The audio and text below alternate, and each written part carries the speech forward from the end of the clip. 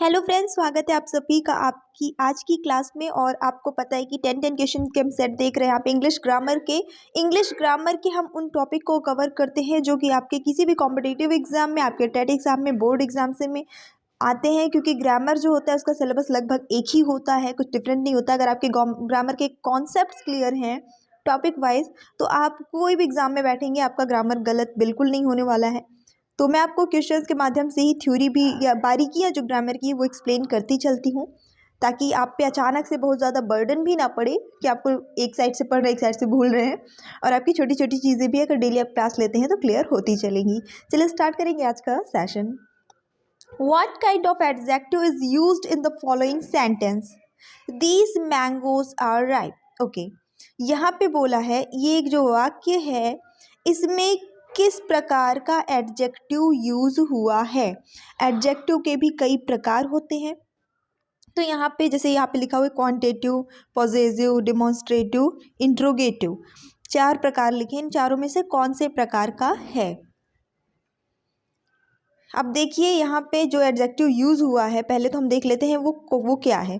तो वो एडजेक्टिव है दीज। बाकी सेंटेंस क्या है हमें उससे कोई लेना देना यहाँ पर है ही नहीं है, क्योंकि यहाँ पे पूछ रहा है काइंड ऑफ एडजेक्टिव ओनली। ठीक है। अब यहाँ पे देखिए आम रखे हुए हैं कई सारे, है ना, रखे हुए हैं।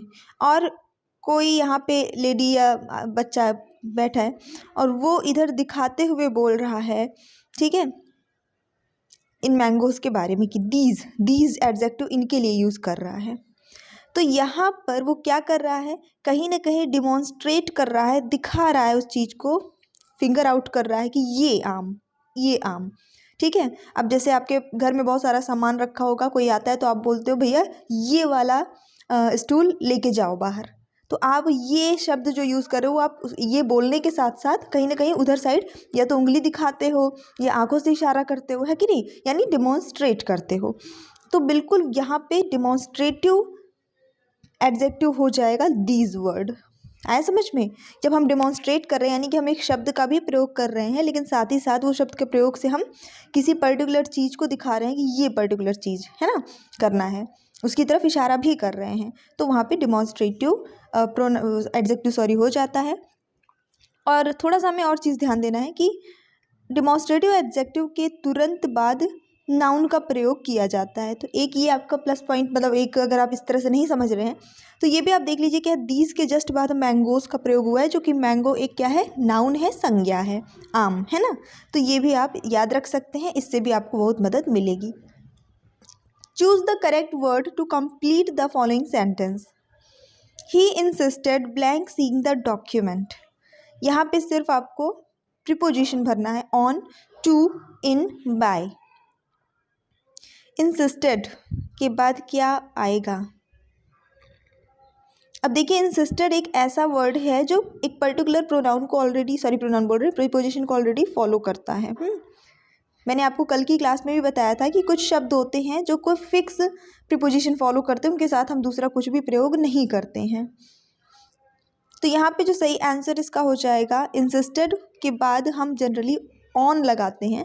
तो he insisted on seeing the documents, बिना कुछ सोचे समझे, बिना किसी उसके, सीधे सीधे आपको इंसिस्टेड के बाद ऑन लगा देना है। कोई रूल नहीं, रूल इतना ही है कि इंसिस्टेड के बाद आपको ऑन का प्रयोग होता है। यहाँ पे करेक्ट ऑप्शन यहाँ पे क्या आएगा ये आपको भरना है। No sooner did we go out on the road blank it began to rain heavily. अब कहना तो यहाँ पे ये चाह रहा है कि जैसे हम लोग कहते हैं ना कि बस हम सड़क पे निकले ही थे और तेज़ बारिश होने लगी, है ना, हमें निकले बहुत देर भी नहीं हुई थी और तुरंत बहुत बारिश होने लगी। बस ऐसे ही निकले, अरे 5 मिनट नहीं हुआ था और बरसने लगा, ऐसा कहते हैं ना हम लोग अपनी डेली लाइफ में। तो वही सेंटेंस यहाँ पर ये है, पर यहाँ पे कौन सा शब्द आएगा कि जिससे वाक्य जो है वो पूरा हो इंग्लिश में। तो देखिए नो सूनर से कोई भी, अब ये भी एक नियम है, इसको रट लेना है। नो सूनर से कोई भी वाक्य प्रारंभ होगा तो उसके साथ कंजक्शन देन का ही प्रयोग करना है, ये नियम है, इसको रट लीजिए। No sooner then, no sooner then, no sooner से शुरू होगा तो उसमें कंजक्शन जो हम लगाएंगे दो वाक्य को जोड़ने के लिए लगने वाला जो शब्द है वो हमेशा देन ही होगा। रूल है, रट लेना है। The correct feminine of Ram is what. यहाँ पे देख लीजिएगा ये शब्द बहुत विशेष रूप से हाईलाइट करके लिखा गया है, ठीक है, इन्वर्टेड कॉमर्स के अंदर। इसका फेमिनिन जेंडर क्या होगा, यानी कि स्त्रीलिंग शब्द क्या होगा? सीता, ट्रोय, यूफिली। ये एक ट्रिकी क्वेश्चन आपके लिए हो सकता है। तो देखिए, अगर ये भगवान राम की बात हो रही होती तो हमेशा इसका आर कैपिटल होता है ना, क्योंकि वो एक प्रॉपर प्रोनाउन है।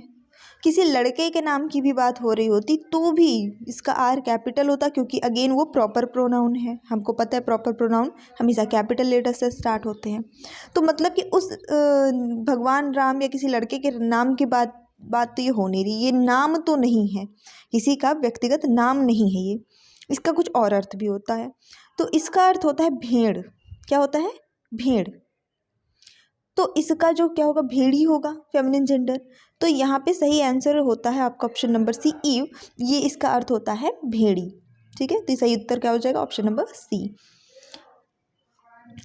Correct reported form of the given sentence. Ravi said to his friend work hard. Ravi ने अपने दोस्तों से कहा कड़ी मेहनत करो। ये आपका डायरेक्ट स्पीच में है। अब इसको इनडायरेक्ट में चेंज करेंगे तो इनमें से क्या होगा ये आपको बताना है। तो देखिए, पहली बात तो अगर रवि अपने दोस्तों से कह रहा है कड़ी मेहनत करने के लिए, तो जाहिर सी बात है वो उनको क्या कर रहा है? एडवाइस दे रहा है कि नहीं। अब यही वो चीज़ अगर जैसे लेबर लगे हों, काम करने वाले लगे हों, नौकर लगे हों, उनसे बोलता है कि कड़ी मेहनत करो या मेहनत से करो, तो मतलब वो कहीं ना कहीं उन्हें ऑर्डर दे रहा है, कमांड दे रहा है ना। तो हमें यहाँ पे इन चीज़ों का भी ध्यान देना है कि कौन किससे क्या कह रहा है, क्योंकि उसी शब्द को हम अलग अलग लोगों से कहते हैं तो उसका सेंस अलग निकलता है। अब हम मित्रों की बात हो रही है तो मतलब वो उन्हें सलाह दे रहा है कड़ी मेहनत करने की। तो सबसे पहली बात तो आपको और कुछ सोचना ही नहीं है, सीधे सीधे सी वाला उठा के लगा देना है। Ravi advised his friend to work hard, है ना। रवि ने अपने दोस्तों को कड़ी मेहनत करने की सलाह दी। ये इसका इनडायरेक्ट हो जाएगा। ज़्यादा कुछ हमें इसमें दिमाग लगाना ही नहीं पड़ा। हाँ, अगर 2-3 में एडवाइस्ड होता तब फिर हम आगे भी देखते कि हिज फ्रेंड के बाद क्या आया है। अब यहाँ पे कुल मिला के जब एडवाइस दे रहा है तो उसके साथ हमेशा क्रिया के पहले हम हमेशा टू लगाते हैं, इसलिए वर्क हार्ड ये जो हमारी क्रिया थी उसके पहले हमने टू लगाया है। नियम पता होने चाहिए, जो कि एक ही जैसा जरूरी नहीं परीक्षा में एक ही जैसा प्रश्न आ जाए, है ना। अब यहाँ पे फिगर ऑफ स्पीच कौन सा प्रयोग हुआ है ये बताना है आपको। फिगर ऑफ स्पीच होता क्या है? जैसे हिंदी में अलंकार होता है, वैसे इंग्लिश के जो अलंकार होते हैं, क्योंकि अलंकार का प्रयोग तो सभी वाक्यों में जनरली होता है, खासकर साहित्य में, तो इंग्लिश में उसको फिगर ऑफ स्पीच कहते हैं। वही चीज़ है अलंकार जो पढ़ा है ना। अब देख लेते हैं फटाफट से यहाँ पे जो सेंटेंस है। Her mother two upon this occasion felt a pleasing distress. Pleasing distress, bar bar highlight कर रही हूँ, प्लीजिंग डिस्ट्रेस। प्लीजिंग का मतलब आनंदमयी, है ना। डिस्ट्रेस बिल्कुल अलग, उसका अपोजिट। दो अपोजिट वर्ड का प्रयोग हुआ है, एकदम विपरीतार्थक भी। तो यहाँ पे अलंकार कौन सा होगा? हिंदी में याद करिए, एक साथ दो शब्द प्रयोग किए गए जिसमें जो एक दूसरे के विरोधी शब्द हैं, विपरीतार्थक शब्द है, तो विरोधाभास अलंकार होता है। अब विरोधाभास अलंकार को ही इंग्लिश में कहते हैं ऑक्सीमोरॉन। ऑप्शन नंबर बी सही हो जाता है आपका ये वाला, ठीक है। एक बार इस पर मैंने एक प्रॉपर वीडियो बनाया है थ्योरी, एक बार देख लीजिएगा आप लोग ज़रूर, तो आपका ये क्लियर बहुत हो जाएगा। अगर ये टॉपिक क्लियर नहीं है तो एक बार वीडियो को लाइक शेयर वगैरह कर दीजिएगा, छोटी सी रिक्वेस्ट है मेरी। यहाँ पे देख लेते हैं, अपोजिट मीनिंग बतानी है, अपोजिट वर्ड बताना है। Choose the word opposite in the meaning to the given word. अब यहाँ पे गिवन वर्ड क्या है ये मैं लिख देती हूँ। तो क्वेश्चन आपके सामने है, यहाँ पे आपको ये आई है, ठीक है। फ्रेल्टी वर्ड का बताना है अपोजिट। यहाँ पे थोड़ा हेल्प करूँगी। इसका अर्थ होता है दुर्बल, भंगुर, जो इजली टूट जाए, कमज़ोर रहे, दुर्बल रहे। तो इसका अपोजिट क्या होगा? ताकत वाली चीज़ बात हो जाएगी, है ना। जो शक्ति रहे, ताकत रहे, कहीं ना कहीं मिलता जुलता अपोजिट मीनिंग जो आएगी वो स्ट्रेंथ किया जाएगी, यानी कि शक्ति या ताकत।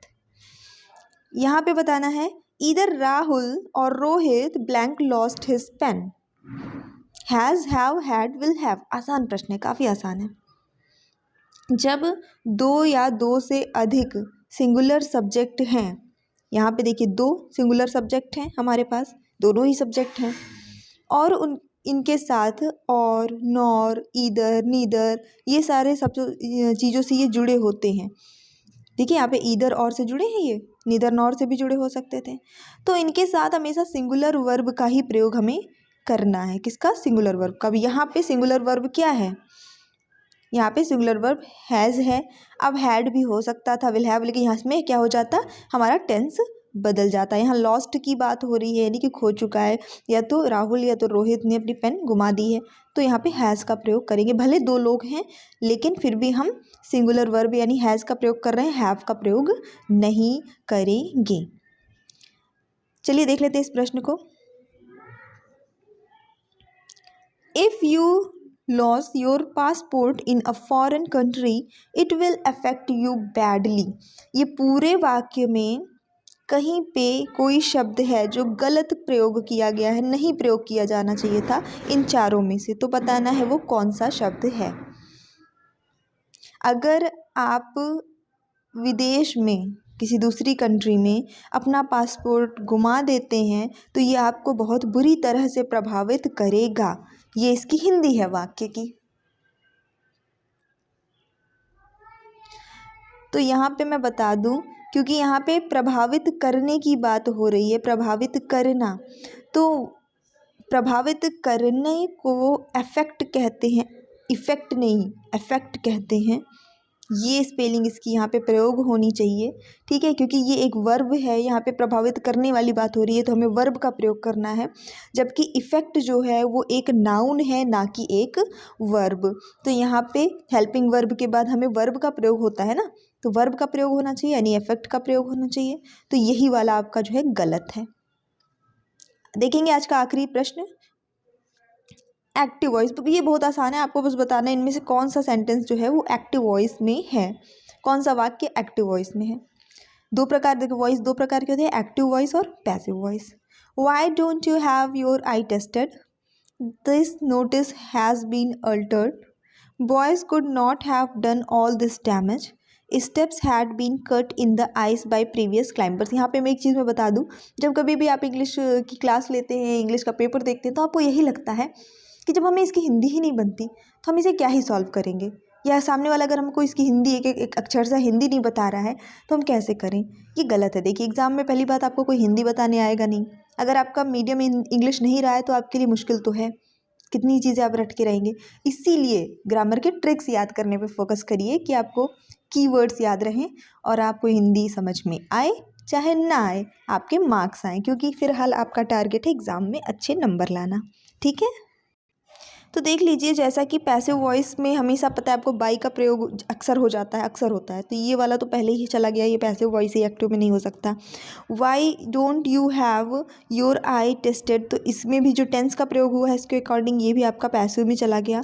दिस नोटिस हैज़ बीन का प्रयोग हो गया, मतलब ये भी आपका पैसिव में चला गया। सिर्फ आपका जो सी वाला है, boys could not have done all this damage, मतलब यहाँ पे आपका सब्जेक्ट पहले प्रयोग किया जा रहा है, इसको हाईलाइट किया जा रहा है, फिर इन्होंने क्या काम किया है उसके बारे में बात हो रही है, ठीक है, ना कि ऑब्जेक्ट को हाईलाइट किया जा रहा है, यहाँ सब्जेक्ट को ही हाईलाइट किया जा रहा है। तो यही आपका एक्टिव वॉइस में होगा। अगर आपका active voice passive voice clear नहीं है, आपको नहीं आता है, तो मैंने इतना सरल भाषा में वीडियो बनाया कि जिसने कभी सुना भी नहीं होगा इसके बारे में, वो एक वीडियो में उसका सारा कॉन्सेप्ट क्लियर हो जाएगा, वो भी हिंदी में समझाया है। आप एक बार इंग्लिश ग्रामर की जो प्लेलिस्ट है वो ज़रूर चेक कर लीजिएगा। सो आज की क्लास इतनी ही है। Thanks for watching, keep studying and bye bye.